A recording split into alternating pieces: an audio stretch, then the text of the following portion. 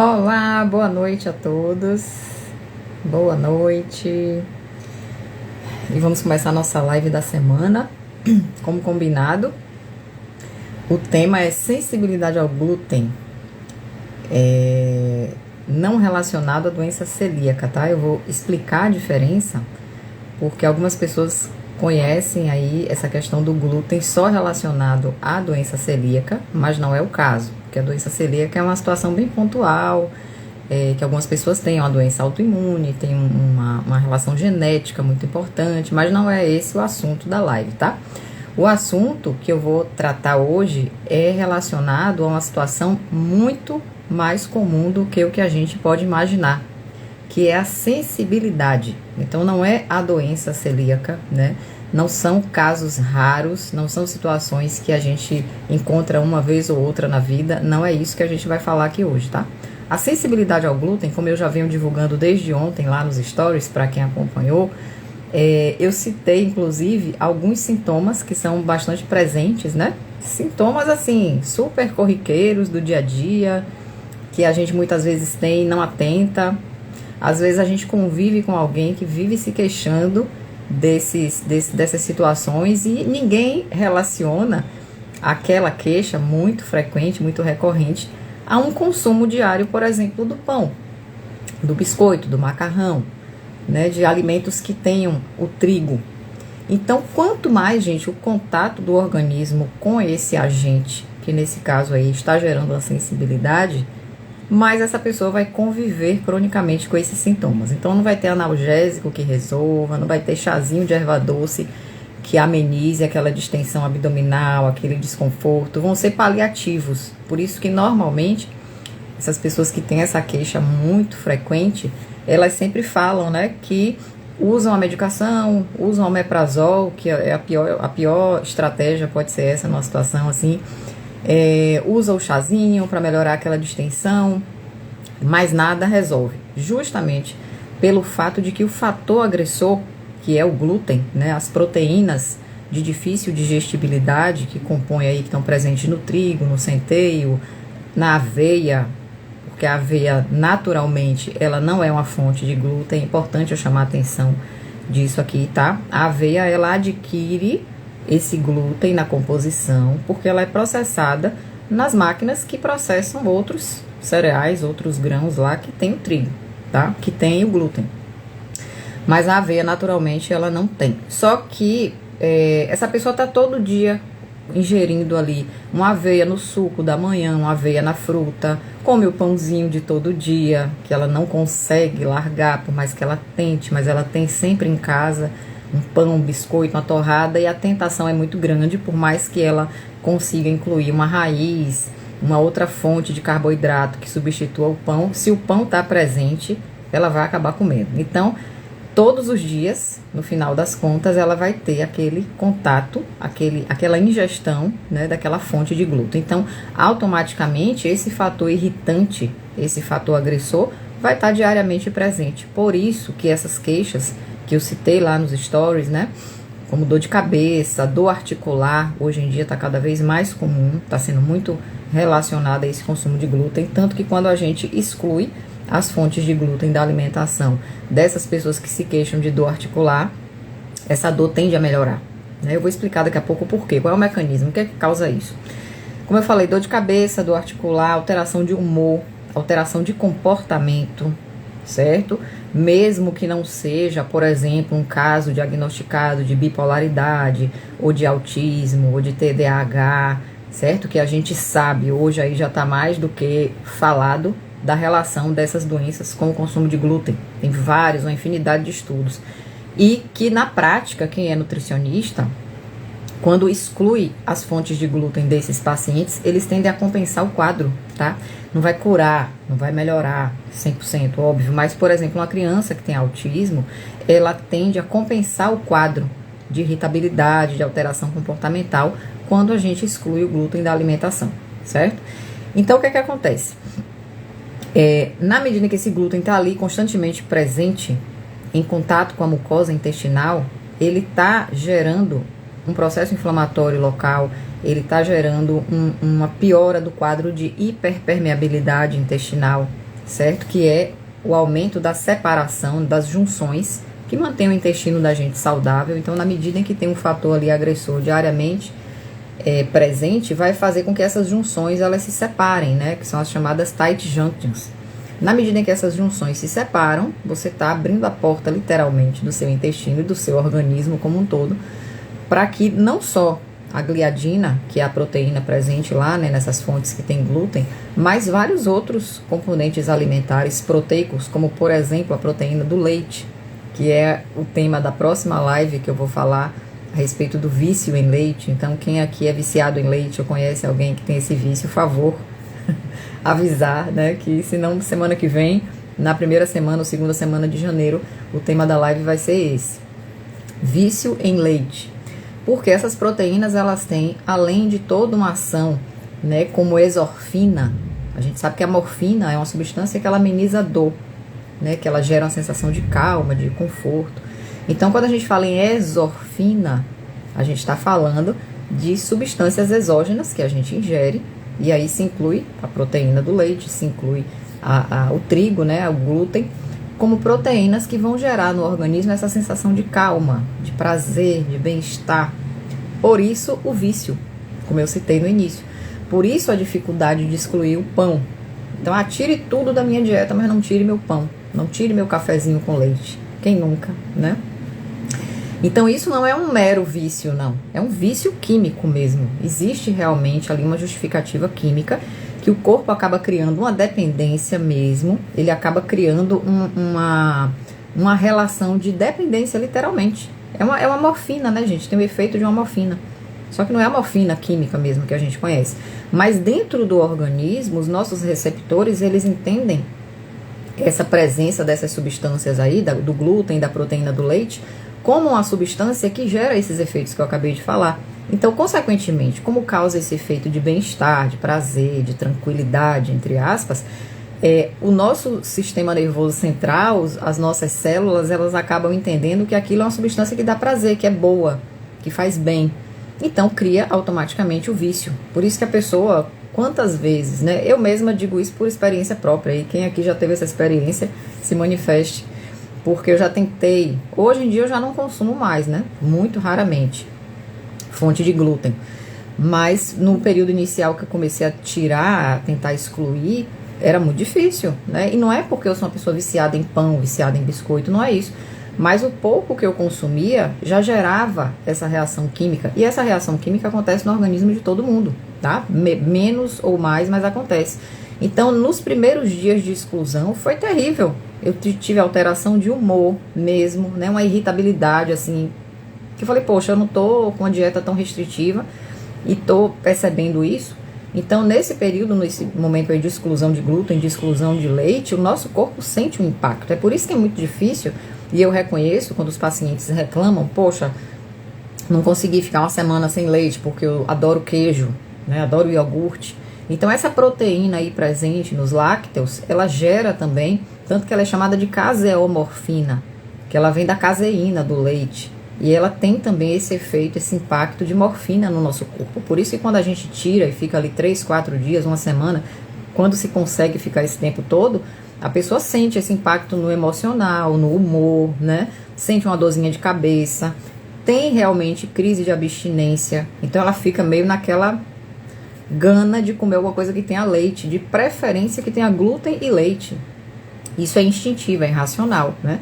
Então, normalmente ela vai atacar um pão, ela vai botar um queijo dentro do pão, ela vai comer alguma outra coisa, uma sobremesa que tenha leite, que tenha açúcar, porque também o açúcar tem esse efeito químico, então é bem complicado, né?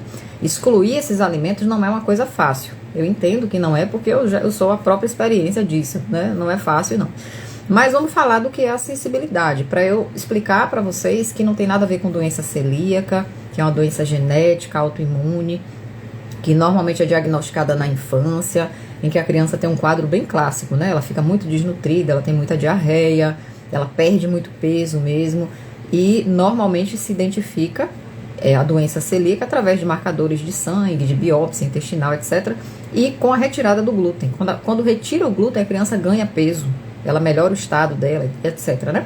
Isso também acontece em adultos, mas eu não estou falando disso. A gente vai falar da sensibilidade. Na sensibilidade, já adianto para vocês que não existe um exame bioquímico. Você vai dizer, ah, Mari, tem algum exame que eu faça para saber se eu tenho sensibilidade ao glúten? Não tem, tá?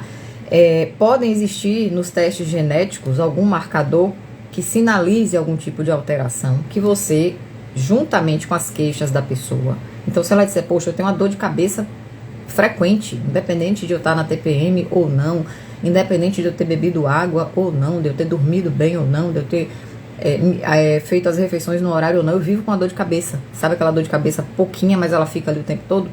Uma irritabilidade, alteração de humor, dor articular, como eu já citei, muito estufamento, aquela sensação de que você comeu muito, né? Fica sempre empachada, qualquer coisa que come, uma fruta que a pessoa coma, qualquer coisa, ela tem o tempo todo aquela distensão abdominal.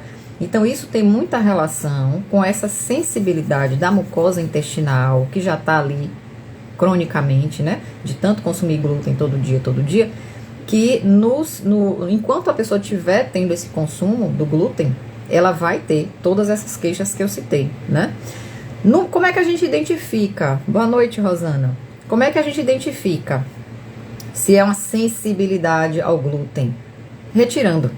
Então, não tem um teste que você lá no laboratório faça para dizer assim, você tem ou não, né? Mas, normalmente, gente, quando essa queixa... Inclusive, tem um questionário que a gente utiliza na prática, onde são feitas essas perguntas, né, dessas queixas, uma série, são 2 páginas, assim, de queixas, e a pessoa vai colocar uma pontuação de 0 a 5. Atendo, sim. Ela vai colocar uma pontuação de 0 a 5 de acordo com a intensidade daquela queixa. Então, esse questionário, quando o paciente responde na primeira consulta e ele responde depois de um período, quando a gente retira esses alimentos, glúten, leite, etc., o que acontece? A pontuação tende a reduzir para tudo. Então, é a prova real, né, de que essa exclusão foi a causa da melhora do quadro. Então, quem tem a sensibilidade tem essas alterações que eu citei, né, não tem nenhum exame que diagnostique. O que vai diagnosticar realmente é a observação do profissional que está te atendendo, do nutricionista, normalmente, né, que tem esse olhar mais voltado para a alimentação. E na medida em que a gente faz essa exclusão, a pessoa melhora no segundo dia, no máximo, às vezes no primeiro dia que ela retira, ela já sente um alívio. Mas assim, é importante destacar que é realmente uma exclusão, tá, gente? Porque tem paciente que fala assim, ah, Mário, eu posso comer um pedacinho de pão de noite, né, de manhã, no meio da tarde, tinha uma torradinha, tinha um bolo que tinha farinha de trigo. Não, gente, exclusão é exclusão.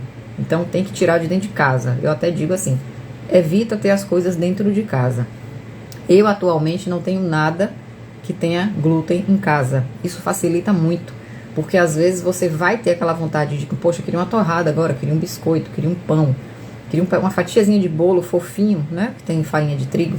Só que se você não tem em casa, isso facilita muito, ajuda muito, porque você não vai sair de casa para comprar. Então, se você não tem em casa, já é o primeiro ponto que vai facilitar a sua vida. E aí você, obviamente, né, tem que ter as opções que você possa substituir aqueles alimentos que não tenha glúten. Eu até postei nos stories agora, não sei se vocês já viram, onde eu coloquei lá um macarrão de arroz com feijão, que eu encontrei no mercado. Eu achei interessante porque a cor dele é escura, porque ele é feito com farinha de feijão preto. Então ele é uma massa de macarrão preta, né, que é feito da farinha do feijão preto, e já é combinado com arroz, ou seja, você tem ali uma combinação de aminoácidos do feijão com arroz, que formam uma cadeia de proteína completa, né? Tanto que a gente sempre diz, se for comer feijão, coma arroz. Não é à toa, é porque eles têm aminoácidos que se completam, e aí quando você come o feijão com arroz, você consegue ingerir uma proteína de qualidade melhor. E esse macarrão que eu postei lá nos stories agora, que foi o que eu jantei, inclusive, ele é feito de arroz com feijão preto. Então, além de ter um perfil de proteína bom, ele não tem glúten, né? Porque é feito com feijão e arroz. E aí você coloca o molho que você quiser, proteico, atum, de frango, de carne, enfim, né? Fica a seu critério. Mas eu tô falando isso porque é uma opção de um alimento que você pode incluir no almoço, no jantar, variando o molho que você quiser, e você tá comendo macarrão. Porque tem gente que fala, eu sou apaixonada por macarrão, por macarronada, né? Então, assim, tem essa opção? Tem a própria massa de arroz branco, certo? Que é mais pobre nutricionalmente, e essa de feijão com arroz eu achei interessante, por conta dessa qualidade. Então, a gente tem todas as raízes cuscuz, que aqui no Nordeste a gente tem, né, o benefício de ter tanta variedade de raízes, cuscuz, tapioca. Então tudo isso favorece quem precisa fazer essa exclusão das fontes de glúten. Então não tem desculpa, eu vou tirar o pão, vou comer o quê? Né, gente? Isso aí já não existe mais, não procede mais, porque o que não falta é opção para fazer essa exclusão das fontes de glúten.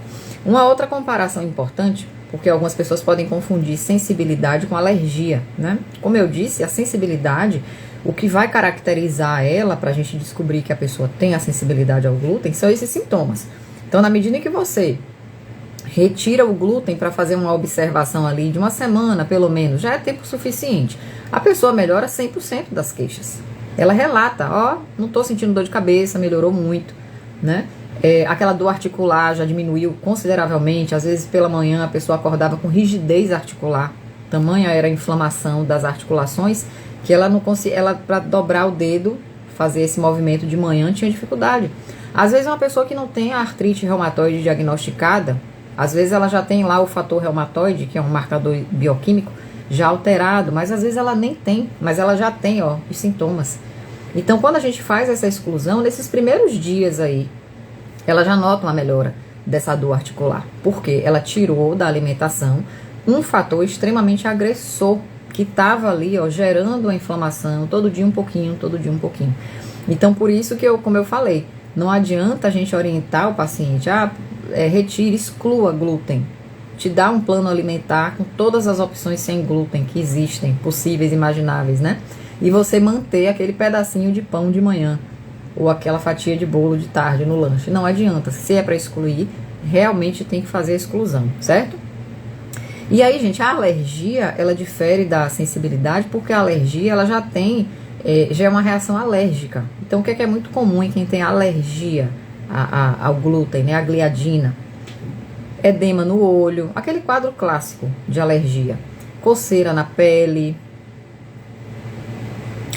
Não é nem por isso, não é porque se parece, é uma boa pergunta, tanto que tem pacientes, tem pacientes que eu excluo também o milho, fontes de milho, então o fubá de milho que faz o cuscuz, até isso a pessoa tem que tirar. Por quê?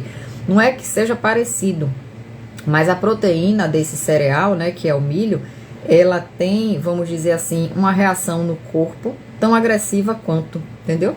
Mas o milho, naturalmente, ele não é fonte de glúten, não. Mas às vezes o que acontece muito é que o intestino da pessoa está tão sensível, por conta desse histórico aí de sensibilidade prévia, que nesse momento até uma proteína que não é glúten vai, vamos dizer assim, manter, né, os sintomas. Mas assim, o que é que acontece nesses casos? Eu excluo, quando a pessoa fala, Mari, comendo cuscuz eu mantive a distensão, mantive a cólica, aquele empachamento, aquele mal-estar, ou a dor de cabeça, ou a dor articular. E o que é que eu faço? O segundo suspeito, depois do glúten, é o milho. Então, se a pessoa está ingerindo fonte de milho, eu tiro. E aí eu peço a ela, observa aí 3 dias, 4 dias, uma semana, sem o milho. E às vezes ela melhora. Então aí o que é que eu faço? Ela fica um período sem glúten, sem fonte de glúten e sem o milho, mas como ele foi o segundo a ser excluído, o que é que a gente faz, né? A conduta de reintrodução é a gente retomar o uso do que foi excluído depois, certo? Então, o que é que a gente faz aí depois de 15, 20 dias, mais ou menos? Isso vai depender muito da adesão do paciente. Se o paciente foi disciplinado, seguiu a dieta, realmente excluiu tudo direitinho, a gente reintroduz começando pelo milho, tá? Por quê? Porque esse período que ela ficou com a exclusão, ela já meio que dessensibilizou o intestino.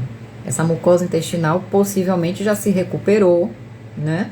E é óbvio, gente, tem outras coisas que se faz também, não é só excluir o glúten não, tá? Tem outras coisas que eu vou deixar para falar no final, que fazem parte do tratamento que o paciente precisa fazer. Melhorou, dessensibilizou, melhorou a integridade da mucosa, aí a gente vai reintroduzindo devagarzinho essa fonte de milho, dia sim, dia não, uma vez ao dia só, e ela vai percebendo que não está tendo sintoma. Então, mais uma vez, essa ausência de sintomas é a prova de que ela está tolerando, tá certo? Então, é basicamente isso aí. Então, pronto, falamos da doença celíaca, da alergia ao trigo e da sensibilidade, que é o motivo é o tema aqui da live. né? Então não tem nenhum marcador de sangue, nada que confirme, que afirme para você, você tem sensibilidade ao glúten, não tem. Você tem que procurar um profissional que tenha um olhar, uma sensibilidade maior para perceber na sua fala, nas suas queixas, para que ele aplique esse questionário que eu citei de pontuações, para mensurar ali a intensidade. De 0 a 5, como é a sua dor de cabeça? Né? De 0 a 5, como é a sua dor articular? Então, de acordo com o seu relato, com a sua alimentação, é que a gente vai fazer essa exclusão, porque o único fator que vai direcionar aí é a presença de sintoma. Não tem nada que você vá no laboratório colher que te diga que você tem sensibilidade ao glúten, infelizmente. Seria muito mais fácil, né? Na verdade, a gente tem que começar aí pela parte mais difícil, que é a exclusão. Tirar pão, tirar tudo que tem trigo, né? Então, bolo que tem farinha de trigo, biscoito, torrada, macarrão, enfim, para poder fazer essa observação. Outra coisa que é muito comum, né, é a dermatite. É muito comum a pessoa ter, por exemplo, um ressecamento de pele anormal, ela ter coceira, principalmente em região que tem dobra, cotovelo, joelho, às vezes couro cabeludo, resseca, coça bastante, fica seca a pele no local. Isso não necessariamente, gente, é psoríase, tá? Tem várias pessoas que têm essa situação, vai no dermato e ele diagnostica realmente a psoríase, passa corticoide, mas às vezes não é. Muitas vezes, quando a gente tira essas fontes de glúten, melhora a saúde intestinal, prescreve os suplementos certos que essa pessoa tem deficiência, ajusta, né, a alimentação como um todo, a pessoa melhora da lesão de pele. Então, não necessariamente é uma psoríase, mas é aquilo que eu sempre digo. Quanto antes você procura o profissional que vai te orientar, que vai identificar o que é que está acontecendo, de que maneira a alimentação pode melhorar para te ajudar, quanto mais cedo você faz isso, melhor. Porque muitas vezes aquele processo de pele ali, ele pode evoluir para um quadro realmente de psoríase. E aí fica um pouco mais difícil você ter uma melhora, porque uma vez que a pele lesiona, uma pele lesionada de psoríase, você vai ficar com cicatriz. Então a alimentação ajuda 99%. Não vou dizer 100% porque nada é 100%. Nem os corticoides melhoram 100%, né? O que a gente mais vê, eu vejo na prática, eu atendo muito paciente de psoríase, é o uso crônico de anos de corticoide tópico e não tem uma melhora expressiva, porque ele só faz o quê? O controle da inflamação.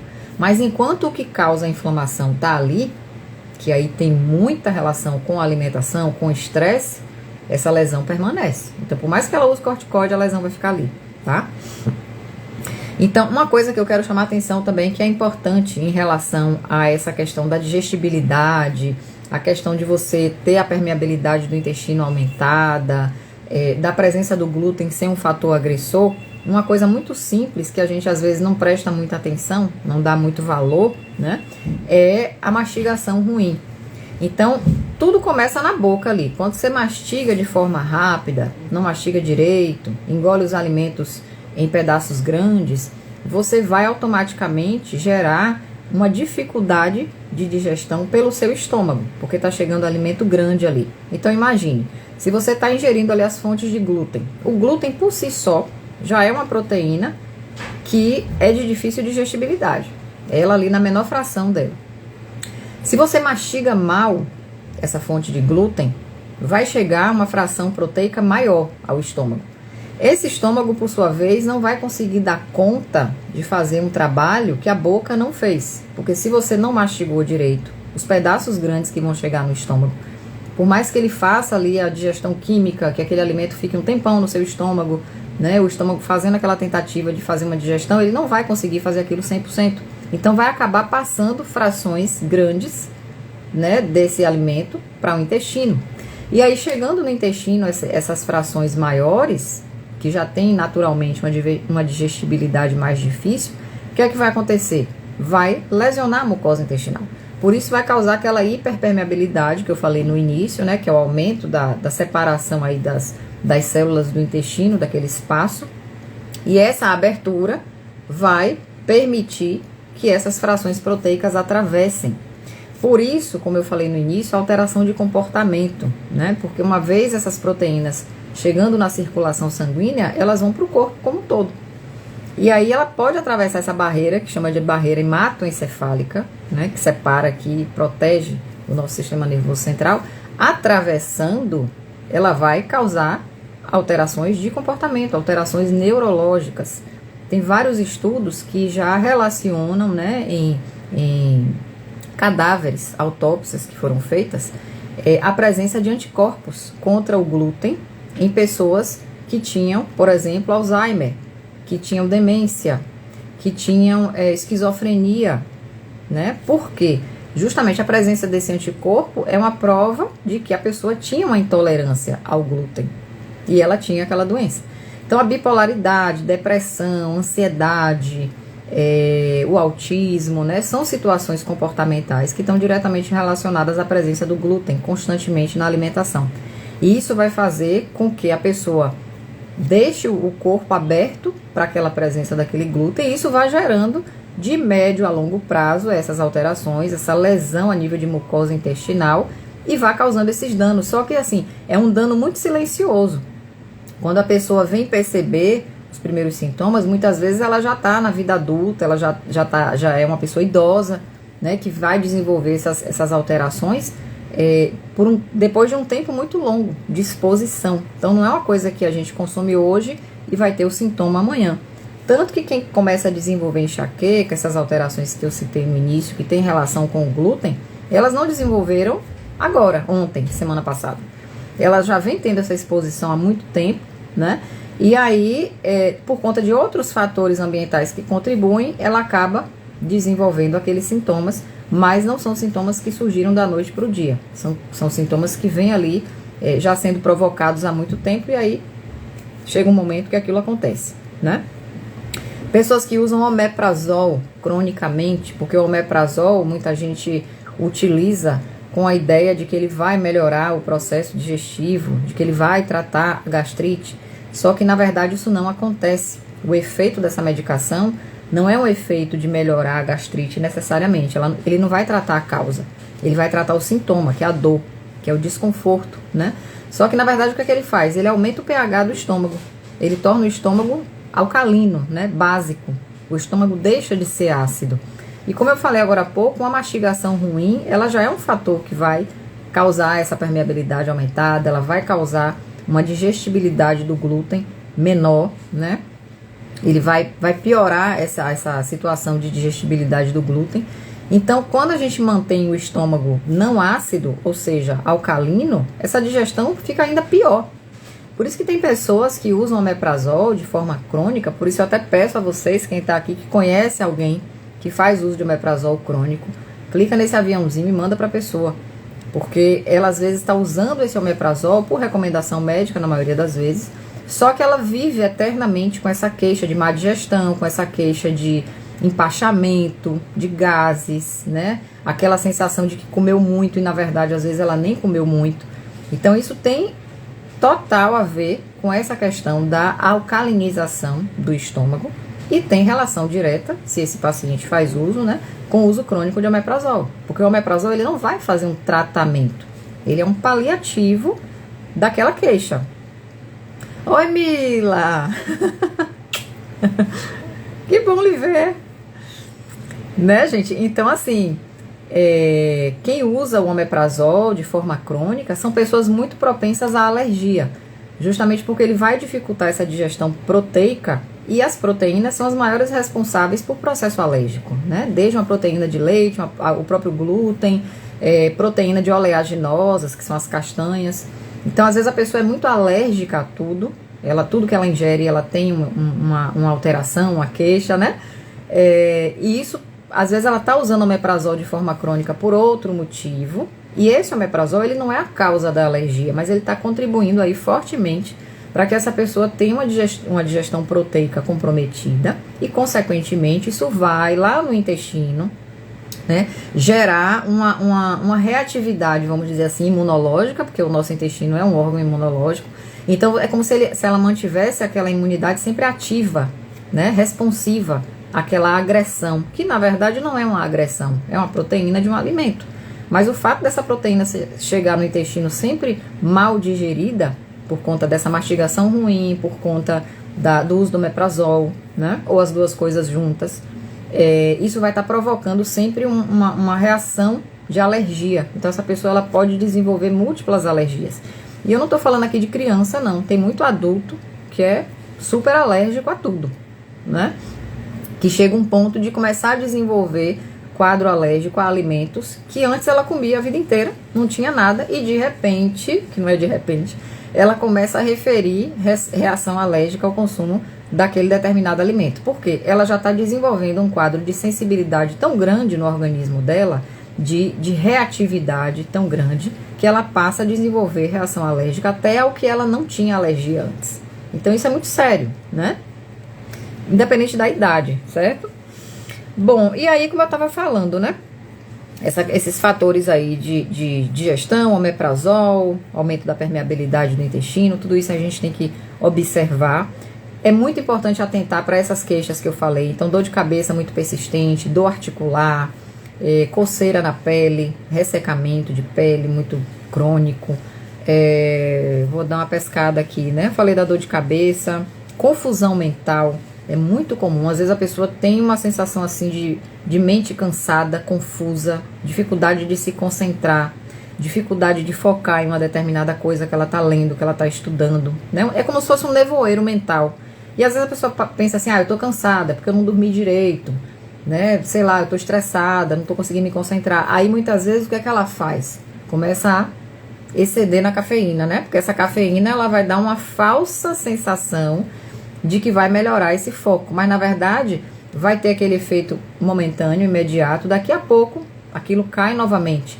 Então ela começa a perceber uma fadiga mental, tem muita fadiga física também, tem pacientes que referem cansaço físico, indisposição física, mas esse nevoeiro mental é algo muito presente. Pode ser, Mila, pode e não pode, né? Aí tem que ver cada caso especificamente.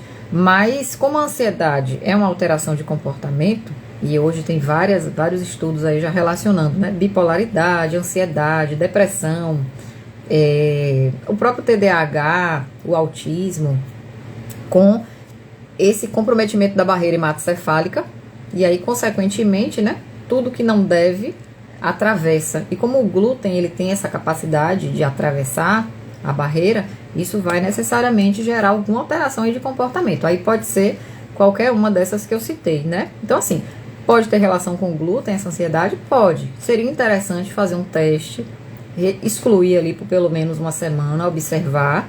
Mas, assim, é o que eu vou finalizar agora, né? Que eu já tô chegando aqui, deixa eu ver que hora é essa. Falando a respeito do que a gente faz além da exclusão do glúten. Então, não é simplesmente excluir, né? Vamos lembrar que essa mucosa, se ela tá ali inflamada, ela tá hiperpermeável, ela já tá muito castigada ali pela vida, né? Pelo excesso de glúten, de alimentação industrializada. Muitas vezes essa pessoa se automedica demais, tudo ela toma medicação. Então, isso vai piorando o quadro de permeabilidade do intestino. Então, assim, a retirada do glúten, vamos dizer que vai resolver aí 80% do problema, porque ele é um fator agressor importante, né? Mas não é a única coisa que a gente faz. Vamos pensar, fazer uma analogia assim, uma parede que você tá rebocando ali, né? Tá pintando e tal, colocando a massa, e tem alguém sempre que tá ali batendo com a picareta naquela parede, que é o glúten. Eu gosto de fazer essa analogia para ficar bem claro. Então não adianta pra gente recuperar essa parede só parar de furar a parede. Você vai parar de furar, tudo bem, mas a lesão, o buraco na parede vai continuar. Então o que é que a gente tem que fazer? Tem que recuperar a integridade dessa parede, ou seja, a gente tem que trabalhar para recuperar a integridade da mucosa. Fazendo o quê? Aí entra a glutamina, que é um aminoácido muito importante, que melhora nessa integridade da mucosa, os probióticos, uma alimentação, né, que a gente coloca uma dieta assim, mais hiperproteica, mas não com fontes de glúten. Então as proteínas animais, carne, frango, peixe, ovos, né, a clara de ovo, se a pessoa não tiver alergia, porque a proteína é um nutriente que recupera tecido, ela faz anabolismo, ela cicatriza, então tem que melhorar a oferta proteica. Alguns fitoquímicos são excelentes, então por exemplo a quercetina. Quercetina é um fitoquímico que está na casca da cebola, mas você vai dizer, vou ter que comer casca de cebola? Não necessariamente. Mas é um nutriente que a gente pode isolar e prescrever em cápsulas, né? A quercetina, a curcumina da cúrcuma, é um anti-inflamatório também muito bom que a gente pode associar. E ele vai gerar um processo de desinflamação na mucosa, né? Porque ele é anti-inflamatório. Vamos ver o que mais aqui. Vitaminas, minerais. Toda essa oferta de vitaminas e minerais também é importante para melhorar a integridade da mucosa, né? Beber mais água, porque a água tem uma ação protetora também. Normalmente quem não tem uma boa ingestão de água é uma pessoa que normalmente tem um intestino que funciona menos, né? É mais lento. Aquela pessoa que vai ao banheiro 3 vezes na semana ou até menos. Então essa presença de fezes aí no intestino também é um fator que se torna agressor. Porque as fezes, elas liberam toxinas, né? Então uma pessoa que é cronicamente obstipada é uma pessoa que cronicamente tem uma presença de toxinas em contato com a mucosa intestinal. Toxina não é uma coisa boa, né? Ela vai gerar inflamação, ela vai gerar uma toxicidade ali local. Então, a pessoa que não tem um funcionamento intestinal legal, pelo menos diariamente, é uma pessoa que vai ter também mais um fator agressor para essa mucosa intestinal. Então, lembra daquilo que eu falei. Tirar o glúten é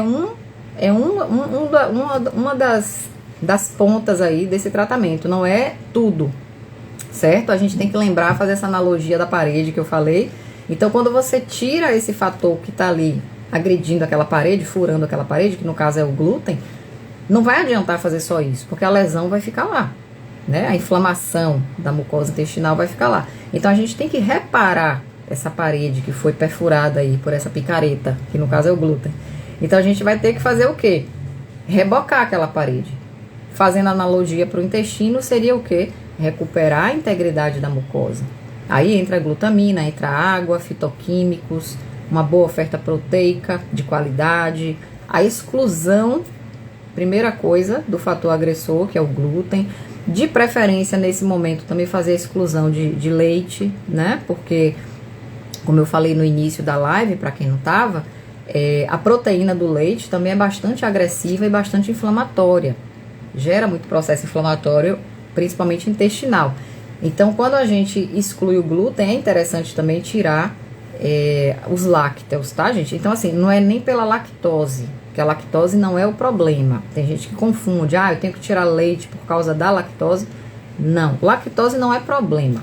Se você tem lactase, que é a enzima que quebra, tá tudo certo, você pode tomar seu leite. Se você não tem nenhuma queixa relacionada aí à alergia, ou a alergia à proteína do leite, nada disso, você pode tomar seu leite, certo? Com lactose, se você tem a lactase também. Mas, se você tem uma produção reduzida, ou quase nada de lactase, esse lácteo com lactose vai te fazer mal, certo? Mas quando a gente fala aqui em processo alérgico, inflamatório, sensibilidade, a gente está se referindo à fração proteica do leite. A caseína, a beta-lactoglobulina, né? Tudo isso. Então, quando a gente tira os lácteos, é por conta da fração proteica, não é por conta da lactose. E aí a gente aproveita o embalo aí da exclusão do glúten, já exclui também o leite, porque isso vai favorecer muito o processo anti-inflamatório e de recuperação da mucosa intestinal, tá certo? Porque a gente vai estar tirando mais um fator que é agressor também para a mucosa intestinal. Juliana, trato sim, Juliana. Endometriose, com certeza. E tenho excelentes resultados, assim, nas pacientes que eu já tratei, tá? Certo, gente? Então, eu vou responder agora algumas perguntas que eu peguei lá nos stories, né? Que eu coloquei uma caixinha de pergunta mais cedo. Eu peguei 3 aqui. Como voltar a consumir depois de excluir? Então, essa pessoa se referiu aqui ao glúten, né? Excluí, melhorei dos sintomas. E agora? Vou ficar a vida toda sem consumir? Posso voltar a consumir? Como é que eu faço isso aí? Como eu disse, a exclusão tem que ser associada a esse tratamento, né? Então, cada caso é um caso, não tem uma receita de bolo, mas tem outras coisas complementares que a gente faz à exclusão do glúten, certo? E é interessante que nessa reintrodução ela seja assistida. Por quê? Porque às vezes a pessoa tira por conta própria, melhora muito, e aí quando ela percebe que melhorou, que não tá tendo mais aquelas queixas, aqueles sintomas, ela reintroduz de vez. Às vezes reintroduz numa quantidade muito grande, às vezes reintroduz de forma muito persistente. Então, assim, comer um pão de manhã, aí no almoço come macarrão, à tarde come uma fatia de bolo que tem trigo, à noite toma uma sopa que tem massa com trigo. Então, ela acaba reintroduzindo da maneira errada, certo? A reintrodução ela não deve ser feita de vez, em grande quantidade, com muita frequência. Normalmente, quando a gente reintroduz, a orientação que se dá, né, é de fazer uma reintrodução em uma refeição, em um dia, em pequena quantidade, e repetir essa quantidade 2 dias depois. Por quê? Vamos supor que você reintroduziu aí em uma refeição na segunda-feira um alimento que tem glúten, em pouca quantidade. Você tem a segunda-feira e a terça para observar se você vai apresentar alguma alteração, algum sintoma. Uma dor de cabeça, uma distensão abdominal, uma cólica, uma dor articular, porque é muito rápido. Quando a pessoa tem sensibilidade, ela responde rápido à reintrodução. Às vezes ela excluiu no dia anterior, ou ela comeu no dia anterior, depois de um período de exclusão, no dia seguinte ela acorda com dor articular. É muito rápido. Exatamente, Diana, com certeza. Com certeza, tem cosméticos que tem, é interessante, viu, gente? Observar isso, bem lembrado, Diana. Maquiagem, creme de cabelo, exatamente. O glúten tá em tudo hoje, não é só no que a gente come, infelizmente. Por N razões, né? Ele tá aí contaminando outras coisas, além até de alimentos. Bem lembrado, Diana, obrigada. Certo, gente? Então essa reintrodução ela tem que ser assistida, de preferência. Não reintroduz aleatoriamente, porque você pode reintroduzir de maneira errada, excessiva, e isso vai te causar um problemão, porque você talvez tenha um efeito até mais intenso do que o que você tinha antes de excluir. Então essa reintrodução ela tem que ser feita gradativamente, depois do tempo certo, e dependendo de como você responda, né, a essa reintrodução, você pode manter esse ritmo aí, dia sim, dia não. Você acostuma, né? Porque assim, depois de ficar 30 dias ou mais sem o glúten, uma reintrodução 3 vezes na semana já é muito bom, né? Para quem tava sem consumir nada. Então, você tem que até dizer, poxa, que bom que eu pude reintroduzir. E uma coisa interessante, tem pessoas... Oi, Claudeci. Obrigada, meu bem. E tem assim, tem pessoas, né, acontece muito isso, a gente exclui, ela se sente tão bem com a exclusão, que até ela mesma não quer voltar a ingerir. Isso é bem interessante. Às vezes a pessoa melhora tanto daquele estufamento, da distensão abdominal, da dor de cabeça, ela se sente mais leve, tem uma disposição física, mental melhor. Tem vários relatos assim que eu já ouvi. E às vezes a própria pessoa fala, Mari, não quero voltar a comer não. Eu já me acostumei tanto a comer raiz, a comer cuscuz, tapioca. Não tá me fazendo falta, né? E eu desinchei tanto. Às vezes a pessoa reduz a retenção hídrica que ela tinha muitas vezes, né? Ela melhora várias coisas do estado geral dela. Então com essa melhora, até a própria pessoa às vezes não quer voltar a usar. É muito normal e não tem problema não, viu, gente? Ninguém vai ter deficiência nutricional porque não está ingerindo fonte de glúten, não. Muito pelo contrário. Porque quando a gente pensa nas fontes de glúten, são as fontes que tem farinha de trigo refinada. E a farinha de trigo refinada, aquela branca, ela é extremamente pobre. Ela só tem ali amido e nada mais. O amido, para quem não sabe, é um carboidrato grande, que na digestão ele vai quebrando, vira glicose, que é a menor partícula, e essa glicose é absorvida. Ou seja, quando você come um pão francês, você só está ingerindo, no final das contas, glicose e nada mais. Então é um alimento extremamente pobre. É saboroso, é gostoso, todo mundo sabe, né? Quem não gosta. Mas se você for olhar assim, é mais vantagem eu consumir um pedaço de raiz ou um pão. Sem dúvida nenhuma, a raiz é melhor. Nutricionalmente falando, é melhor, né? A fonte de proteínas, ali você tem fibra, que o pão não tem. Então, a digestão é muito mais fácil, sem comparação. Então, com certeza, você não está perdendo nada nutricionalmente quando você exclui fontes de glúten, certo? Outra pergunta, que não é uma pergunta, né? Foi uma afirmação.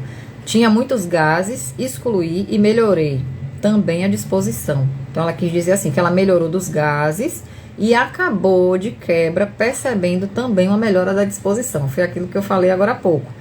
Então a pessoa começa a notar melhor em várias coisas, né? Até aquele nevoeiro mental que às vezes a gente tem e não percebe que tem.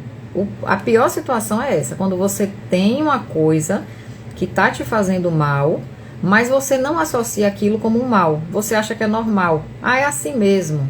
Todo dia eu acordo sentindo isso. Ah, mas é assim mesmo.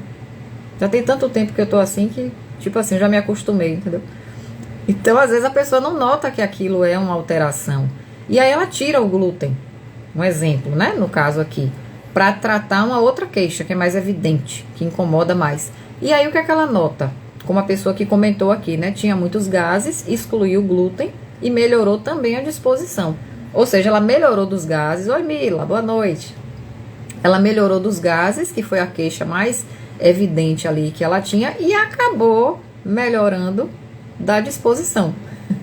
Então ela mirou numa coisa e acertou em outra, né? Mirou em uma coisa e acertou em duas coisas, certo? Então, assim, é interessante fazer essa autoobservação, porque quando a gente se autoobserva, essa exclusão, inclusão, você tem que perceber, poxa, foi aquilo que eu comi ontem, não caiu bem, já acordei sentindo dor de cabeça, acordei empachada, né? Aqueles 2 dias que eu abusei um pouco do pão, da farinha branca, o intestino já prendeu. Então, é importante a gente ter essa autoobservação, porque a gente associa e consegue perceber o que foi que complicou ali. E você, naturalmente, você mesmo faz essa exclusão. Mas é importante a gente se observar.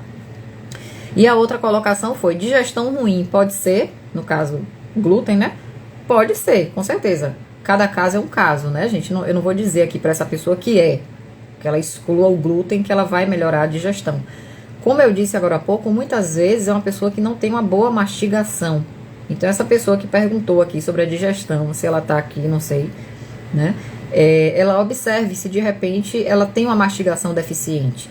Porque às vezes a pessoa que mastiga mal, come rápido, é aquela pessoa que não saliva.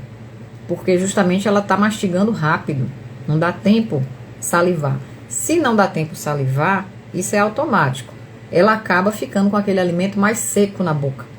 Naturalmente, ela vai precisar de um líquido, tá, gente? Então, a pessoa diz assim: eu só consigo almoçar com água ou com suco do meu lado, né? Então, assim, ela mesma criou esse hábito ruim. Porque se ela mastiga rápido, ela não saliva o suficiente para engolir aquele alimento. Então, automaticamente, ela vai buscar algum líquido, né, que ajude a engolir, ajude a empurrar literalmente aquele alimento que ela não conseguiu umedecer com a saliva, porque ela mastigou rápido. Então, essa pessoa que colocou isso aí da digestão ruim, eu pergunto, né, como é que tá a sua mastigação? Porque se a mastigação estiver deficiente e você estiver usando líquido para fazer o papel da saliva, você está ingerindo, engolindo o alimento mais inteiro, não tá digerindo direito. E se esse alimento aí for fonte de glúten, for um pão, sei lá, for um biscoito, for uma torrada, for um macarrão, tem pessoas que quando consomem macarrão não mastigam, eu já vi, coloca na boca e engole. Meio assustador, né? Porque tem que mastigar, gente, mesmo que seja mole. Ali tem amido, que é uma partícula grande de carboidrato, ali tem glúten, que naturalmente já é uma fração proteica que a gente não digere bem. O organismo humano não digere bem glúten. E esse glúten que a gente consome hoje aí, que é feito o pão, o macarrão, o biscoito, a torrada, é um glúten que é geneticamente modificado. Eu até falei mais sobre isso em uma live de 2 semanas atrás, eu acho, onde eu associei glúten à doença autoimune. Quem não assistiu, tá lá no YouTube, tá? Tem umas 2 semanas que eu fiz essa live. E lá eu detalhei mais essa questão da composição atual do glúten. O glúten que a gente consome hoje não é o mesmo glúten que se consumia há 50, 60 anos atrás. Não é. É por isso que hoje tem tanta doença relacionada ao glúten, né? Doença de comportamento, doença autoimune. Quando eu falo comportamento, eu estou incluindo aí Alzheimer, demência, esquizofrenia, bipolaridade, depressão. Tá? Não falta estudo para comprovar a relação aí com o consumo de glúten. Então, por quê? Porque o glúten de hoje, ele é mais tóxico.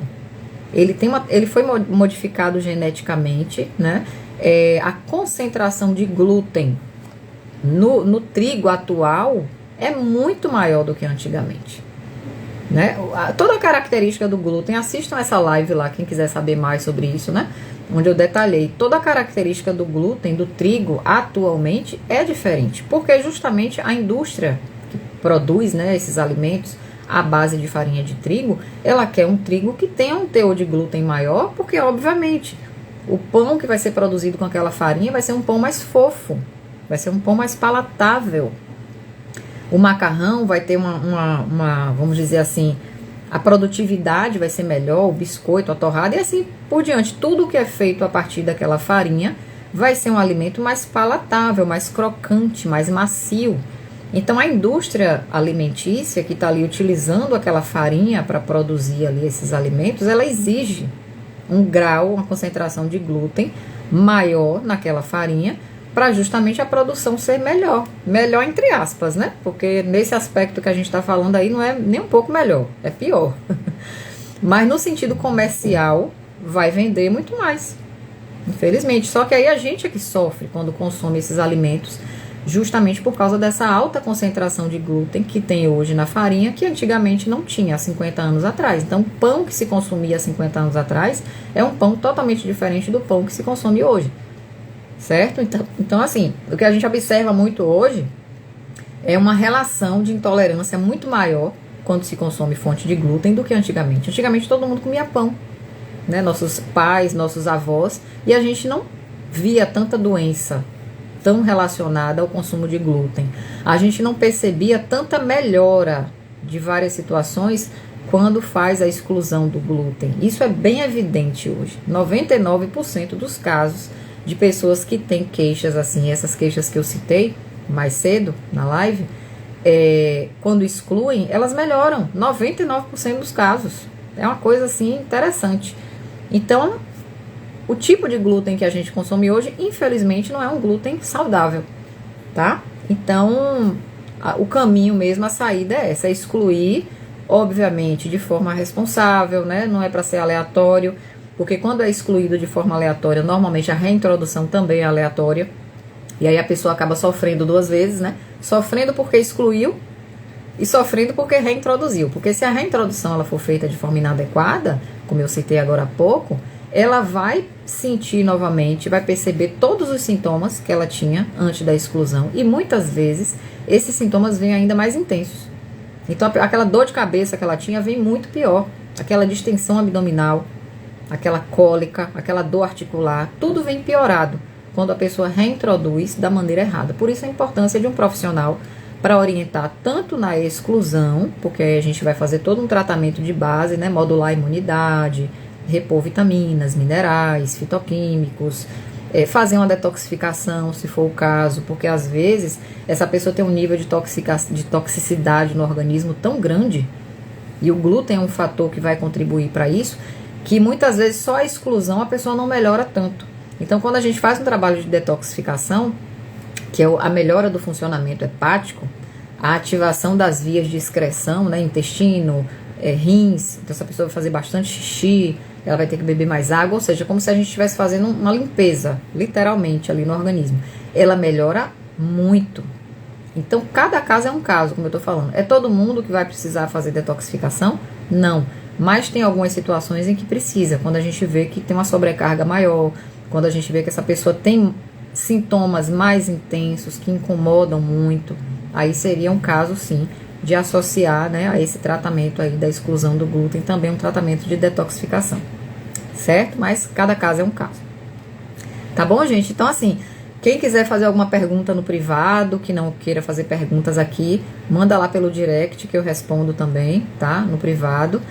A caixinha de perguntas ainda está aberta, até amanhã vai ficar aberta para dúvidas sobre o glúten. Quem quiser perguntar alguma coisa, pode perguntar também por lá, que eu vou responder, tá bom? Então eu espero que o conteúdo dessa live de hoje tenha sido útil para vocês, tenha esclarecido essa questão de sensibilidade, alergia, intolerância, doença celíaca, né? E vocês entendam que a questão da sensibilidade ao glúten é algo muito mais comum do que o que a gente imagina. Tá aí na rotina diária de quase todo mundo. E a gente tem que estar atento para observar se talvez esses sintomas que você está tendo aí corriqueiramente, se não tem relação. Se tiver relação, se você observa, relaciona aí que tem, é importante tirar, tá? Tirar e fazer todo esse cuidado aí que a gente falou nessa live de hoje. Ok, gente? Então, obrigada a todo mundo que ficou aqui até o final. Quem chegou depois, a live vai ficar no feed, certo? Até amanhã, meio-dia. Depois, quando for meio-dia, eu coloco lá no YouTube. Mas até amanhã, meio-dia. obrigada a você, amor. Tá bom? Então, até amanhã, meio-dia, a live fica aqui. Depois eu coloco lá no YouTube. Então, quem chegou agora no finalzinho, que não pegou a live do início, depois vai lá no feed do Instagram, que a live tá lá disponível para vocês assistirem, tá?